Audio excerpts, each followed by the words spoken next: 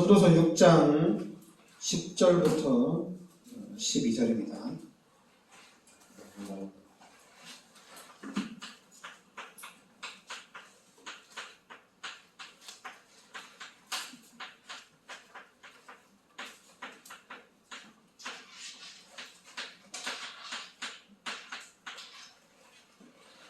전도서 6장 우리 10절부터 12절까지 같이 우리 합독하겠습니다.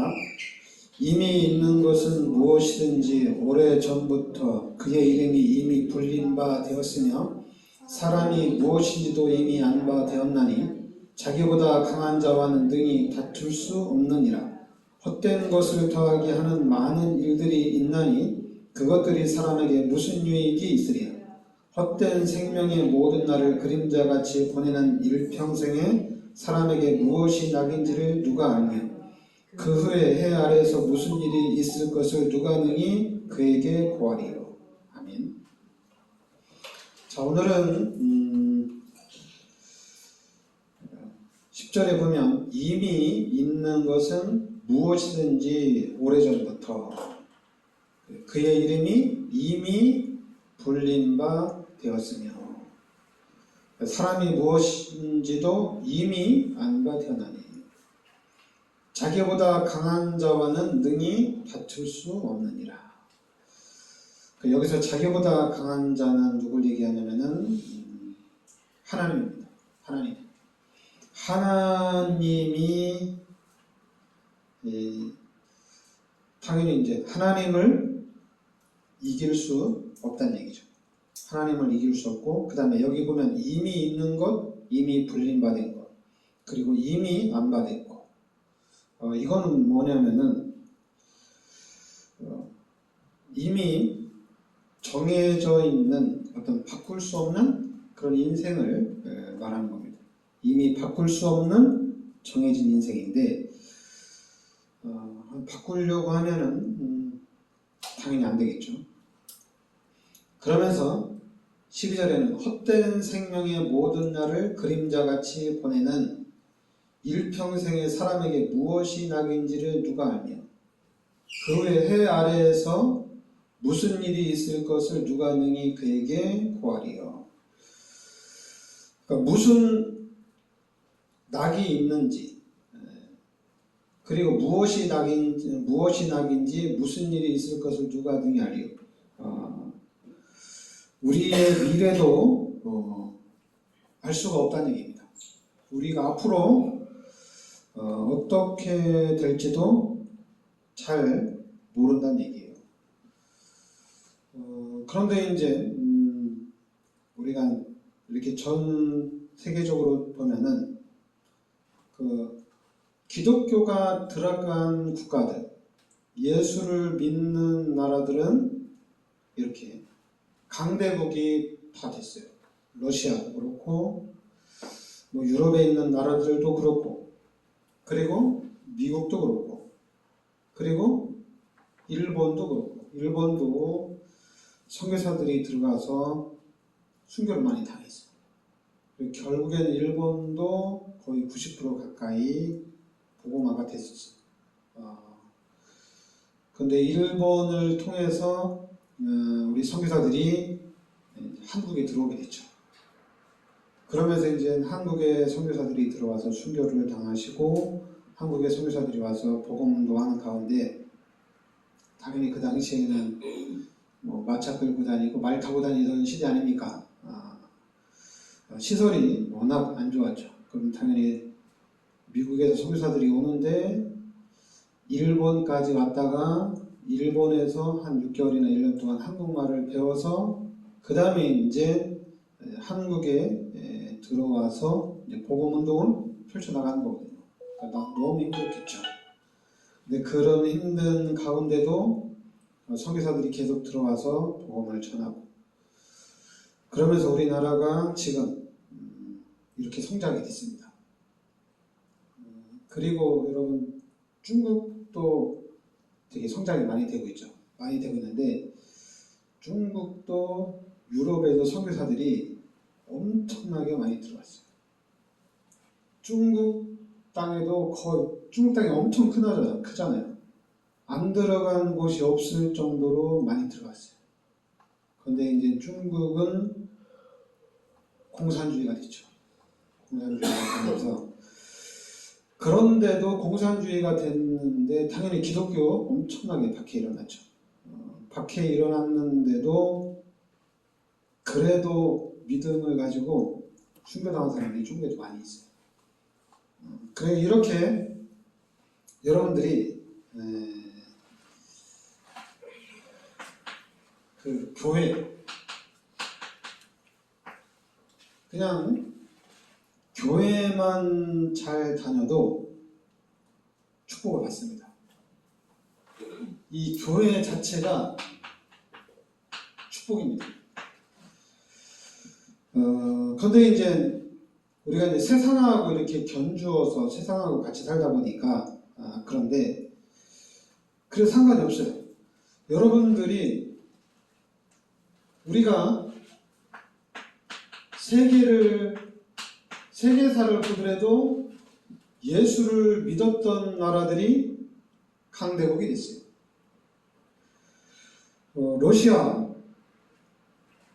러시아가 지금은 공산국가지만은 그전에는 기독교가 전 세계를 장악한 나라였어요. 그러다 보니까 러시아가 경제적으로 가장 먼저 달나라도 가고 그리고 그 부분에서는 대단한 나라예요. 아직까지도. 이게 뭐냐면은 예수를 믿는 나라들, 교회가 활성화되었던 나라들은 다 잘 살았어요. 근데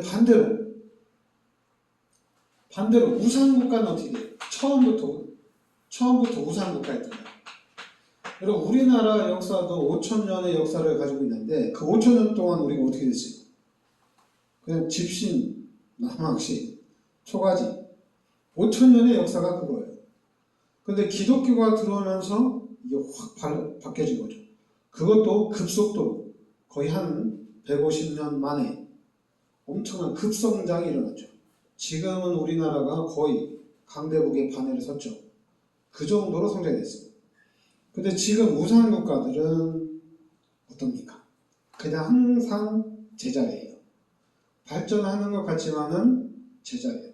거기서 벗어나지 못해요. 이게 우상국가입니다.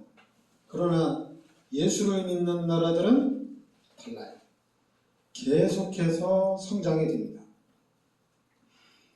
그러니까 우리가 예수를 믿는 사람들은 여러분들도 그렇고 단순하게 딱 봐야 돼요. 자꾸만 우리는 이 교회를 다니면서 목사들도 문제죠. 중직자들도 문제고 교회를 어떻게 섬겨야 된다. 네가 교회를 이렇게 다녀야지 축복받는 게 아니냐. 그렇게 해서 네가 축복을 받겠냐. 자꾸만 너무 복잡해요. 복잡할 게 없어요. 여러분들은 그냥 교회를 열심히 다니면 됩니다. 그러니까 교회를 열심히 다니면 그 안에서 하나님께서 모든 문들을 열어나갑니다. 그래서 교회를 다니는 사람들이 교회를 다니니까 하나님 이렇게 축복을 하시는구나. 그러면은 당연히 교회 중심으로 이렇게 살아가는 거예요. 근데 누가 와서 너 뭐 교회 그렇게 다녀가지고 무슨 축복을 받았냐, 교회에 대해서만 많은 얘기를 할 거 아니에요, 그죠? 성경에 이런 얘기도 있고 저런 얘기 많은 얘기를 할 겁니다. 그래도 나는 교회를 다니면서 내가 이렇게 잘 되고 교회를 다니면서 내 삶이 이렇게 축복을 받았기 때문에 너도 교회를 다니면 된다. 이렇게 바뀌는 거예요. 그러면서 우리가 살아가면서 많은 일들이 일어날 수가 있거든요. 많은 일들이 일어날 수 있지만은 변함이 없는 거는 교회를 다녀서 내가 축복을 받았다는 얘기입니다. 그러면은 누가 얘기 안 해도 그냥 교회를 중심한 삶을 살아가게 돼 있어요.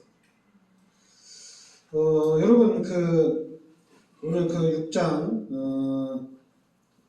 2절에 보면 어떤 사람은 그의 영혼이 바라는 모든 소원에 부족함이 없어 재물과 부요와 존귀를 하나님께 받았으나 하나님께서 그가 그것을 누리도록 허락하지 아니하셨으므로 다른 사람이 누리나니 이것도 헛되어 악한 벽이로다.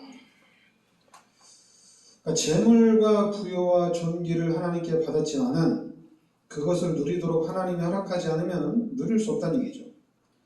그리고 또 3절에는 사람이 비록 100명의 자녀를 낳고 또 장수하여 사는 날이 많을지라도 그의 영혼은 그러한 행복으로 만족하지 못하고, 그러니까 그의 영혼은 그것으로 만족하지 못하는 얘기예요. 100명의 자녀가 있고 장수하고 잘 살아도 영혼은 그것으로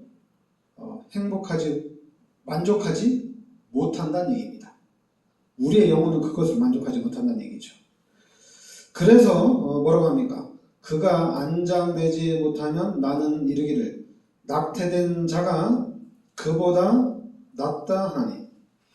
그러니까 이 땅에서 아무리 많은 재물과 부유가 있다 하더라도 그것으로는 우리의 영혼을 만족시키지 못한다는 얘기예요. 그러니까 그냥 차라리 태어나지 않는 게 행복하다. 바로 이렇게 얘기하는 거예요.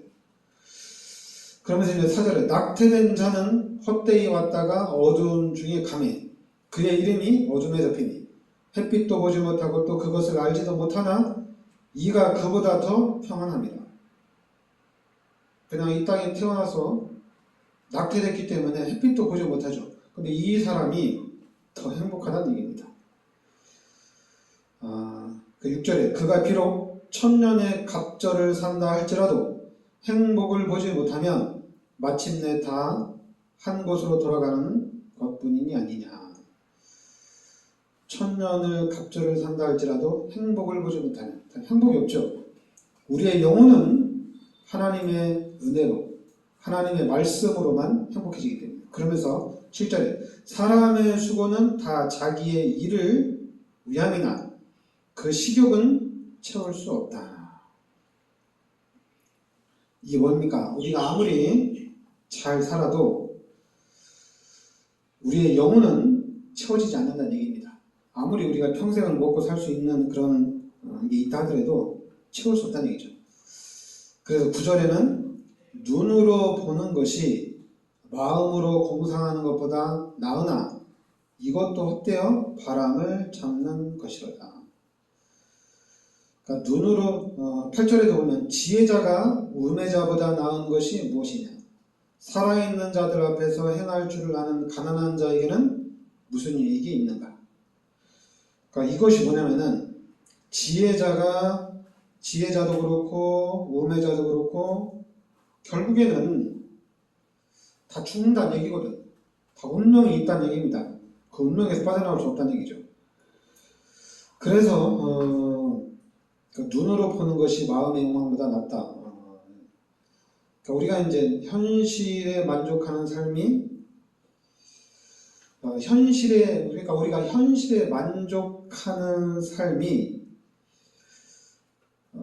욕망을 추구하는 것보다는 낫다는 얘기인데, 그러니까 여러분들이 그냥 우리가 이제 육신의 삶이 만족을 줄 수는 없다는 얘기입니다.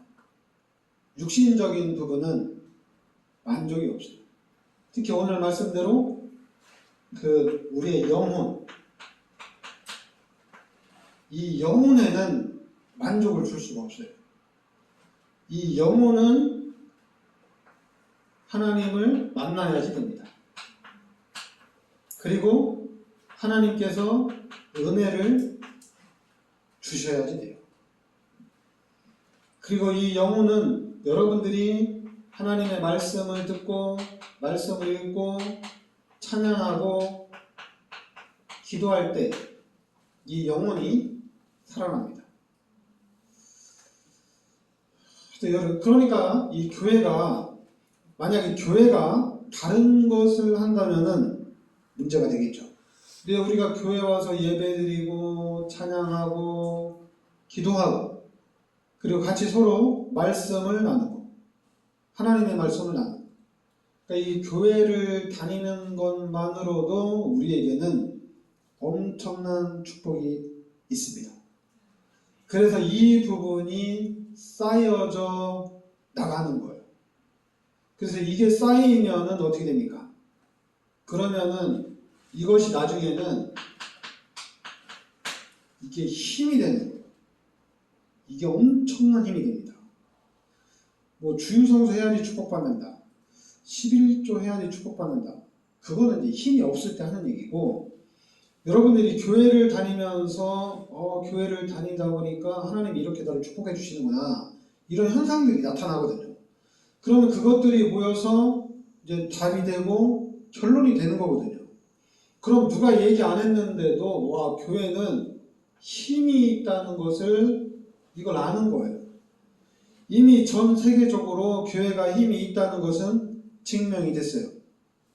뭐 눈에 보이기에 뭐 천주교는 하나고 불교도 그렇게 갈라지지 않았기 때문에 힘이 있다고 보지만은, 우리가 이제 인도네시아 선교하는데 인도네시아도 90%가 무슬림이기 때문에 뭐 무슬림이 힘이 있다고 보지만은, 그러나 그 다른 종교의 힘은 사람을 살리지 못해요.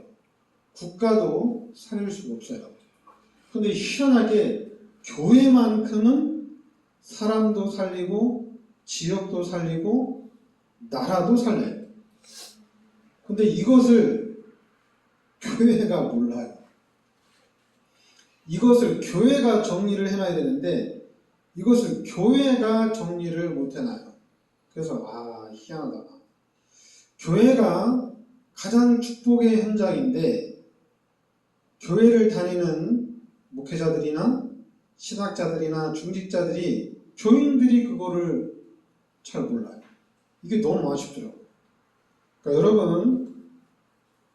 여러분들이 실험을 하면 돼요. 교회를 열심히 다녀보세요. 여러분들에게 손해가 되는가? 아니면 여러분들에게 이익이 되는가?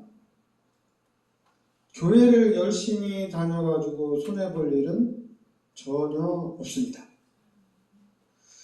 뭐 그럴 수 있죠. 너 믿음도 없이 네가 교회 다니면 네가 축복받을 것 같냐?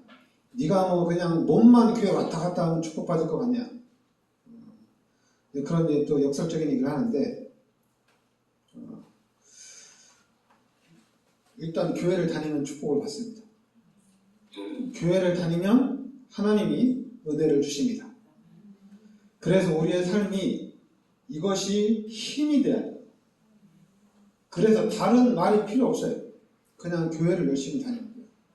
교회를 중심한 삶을 살아가면 됩니다. 그래서 여러분과 제가, 우리 교회가 이 축복을 누려야 돼요. 그래도 이제 지금 우리가 선교를 하고 있잖아요. 선교를 하는데도 지금 인도네시아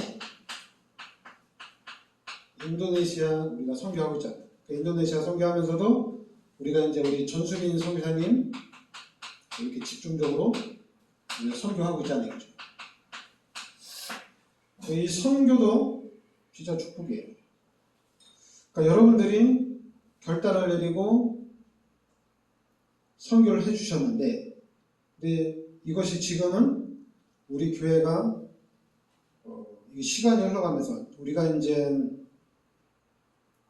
2019년도부터 시작했죠.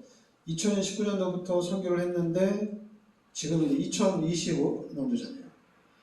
처음에 시작은 우리가 한 이렇게 30만 원씩 했는데 지금은 이게 더 많아져서 지금은 전체적으로 이렇게 80만 원 이렇게 한단 말이에요. 이게 선교를 해서 하나님이 이만큼까지 한다는 것은 하나님이 축복하신 거예요. 하나님이 축복하시고 하나님이 원하시는 일이기 때문에 하나님이 역사하시는 일. 그러면서 또 지금 우리가 또 선교도 그냥 하는 게 아니라 1년에 4번씩 2월달, 5월달, 8월달, 11월달 이렇게 또 1년에 4회씩 캠프도 진행하잖아요. 그렇죠? 이것도 이게 엄청난 축복이거든요. 이게 그냥, 왜냐면 캠프 하는데도 그냥 가는 게 아니잖아요. 이것도 경제가 들어가잖아요. 그러니까 우리 교회에서 지금 한 달에 80만 원씩 또 1년에 4회씩 또 선교하고 그러면서 이제 우리 교회만 축복받는 것이 아니라 요 선교하는데 지금 선교팀 요 선교팀을 구성했어요. 그래서 선교팀이 구성되면서 이 팀을 통해서 보궐 임마누엘교회가 설립이 된 거예요. 그리고 교회가 설립되고 나서 보니까 이게 엄청난 운이에요. 유치원도 하고 있고 또 현장에서 성도님들 가정 중심으로 말씀 운동도 하고 있고 그래서 지금 요 선교팀에서 우리가 1년에 한 달에 이제 우리 교회까지 합쳐서 이렇게 150만 원 지금 계속 이제 후원하는 거예요. 근데 150만 원 후원하면서 또 요번에 이제 우리 랩런트들이 또 대학을 들어가잖아요. 보궐 임마누엘교회가 세워지고 거기 랩런트들이 대학을 들어가잖아요. 대학을 들어갔는데 요 선교팀에서 우리 교회에서 1명 또 저 양구제일교회에서 2명 해서 1년에 330, 660 660만 이렇게 3명을 지금 일단 1학기 330만원 지불하고 2학기 이렇게 3명을 또 이렇게 후원하기로 한 거예요. 그리고 이제 우리가 선교를 해가지고 축복을 받으니까 원래 4명이 들어갔는데 우리가 3명만 후원한 거거든요. 팀에서. 그러니까 지금 우리 팀에서 또 다른 한 교회에서 나머지 1명도 자기가 하고 싶다고. 이렇게 대학 4년 동안 그리고 또 지금 전수빈 선교사님이 쉐를린에게 이제 한글을 가르치기 위해서 작년부터 올해 초구나 올해 작년 하반기부터인가 이렇게 쉐를린을 세종화학당에 지금 다니게 있어요. 그래서 이제 통역을 할 수 있도록. 그래서 지금 처음에는 진짜 힘들었어요. 전수빈 선교사님 힘들었어요. 그래서 많이 힘들어가지고 또 어떻게 문을 열어야 될지도 모르고 그런데 이제 같이 여러분들이 기도해 주면서 하나님이 이렇게 전도학교 문도 열리고 이제 팀을 통해서 교회도 설립하고 이러면서 지금 이제 이런 응답들이 오니까 이제 또 다른 교회에서도 관심을 갖고 들어가서 그 현장에 가서 캠프도 하고 또 은혜도 받고 또 성경금도 보내고 그러면서 또 이제 당연히 사건도 일어나죠. 저번에 이제 조수빈 선생님 한국에 들어왔으니까 당연히 안 들어왔으면 죽었을 텐데 그래 이제 뭐 전수빈 선생님도 여러분 기도 많이 해주세요. 왜냐하면 거기 설사를 하면 한국을 나와야 돼요. 그렇다고 전수빈 선생님이 설사할 때마다 나올 수는 없잖아요. 그러니까 설사하기 때문에 한국에 나오면 금방 해결이 되는데 거기서는 해결이 안 돼요. 설사가 한번 일어나면. 그러면 거의 한 달 동안 해야 돼요. 한 달 동안. 설사를 한 달 동안 해야 돼요. 그럼 안 먹으면 어떻게 되겠어요? 그냥 먹고 싸고. 그런 현장이에요. 하여튼 여러분 그런 어떤 다행히 이제 뭐 여러분들이 기도하고 후원해 주니까 그나마 이제 버티는 거지. 만약에 시골 현장 들어가서 선교를 한다면은 뭐 금방 죽을 거예요. 인도네시아도 너무나도 어렵기 때문에. 그런데 이제 우리가 여러분들이 기도해주고 후원해주고 또 우리 이렇게 팀에서 후원해주니까 그나마 이제 버틸 수 있는 그런 힘이 되는 겁니다. 하여튼 여러분들이 교회만 다니면은 하나님 축복하십니다. 그리고 우리가 선교 시작했는데 이 선교하는데도 하나님이 응답해 주시고 하나님이 축복해 주십니다. 자꾸만 이제 사람들은 자꾸만 뭐 교회를 어떻게 다녀야 된다, 뭐 교회를 그런 식으로 다니면 안 된다, 그게 아니에요. 그런 말이 필요 없어요. 그냥 교회를 다니면 축복이에요. 그래 교회를 다니면 그게 모든 문제가 해결이 되어져요. 그러니까 그냥 교회 중심으로 그냥 사는 거예요. 누가 뭐라고 하면은 그냥 그런 얘기는 그냥 다 지나가는 거예요. 또 잘 모르는 사람한테 교회를 축복받 설명이 필요 없는 거예요. 그러니까 여러분과 제가 그냥 증인으로 서는 겁니다. 우리 교회가 증인으로 서는 거예요. 뭐 그냥 교회를 그렇게 다니면 네가 축복을 받겠냐 이게 아니라 그냥 교회를 다니면 축복, 교회를 다니면 응답. 그래서 교회를 가면 돼요. 뭐 나는 뭐 어떻게 교회를 다니겠다. 그래 뭐 어떻게 다니든지 너는 교회를 다니면 된다. 교회를 가까이 하면 가까이 할수록 우리가 축복을 받고 응답받고 우리들 자신이 살아나는 겁니다. 이게 교회의 엄청난 축복입니다. 그 다음에는 이제 선교. 우리 교회에서 2019년도부터 이렇게 선교를 했는데 이 선교도 하나님 축복해 주시더라고요. 우리 교회에서 기도했는데 이 선교팀이 구성돼가지고 올해는 3명의 대학생 들어갔는데 이 3명 4년 동안 장학금을 후원할 정도로 하나님이 응답해 주신 거예요. 대단한 거죠. 처음에 기도하고 있어요. 지금은 우리가 150만 원밖에 팀에서 못 보내지만은 우리 전수빈 정에서 한 명에게 우리가 한 달에 적어도 한 400만 원은 보낼 수 있도록 우리 팀에서. 그래서 선교사님이 사역하는데 아무 지장이 없도록.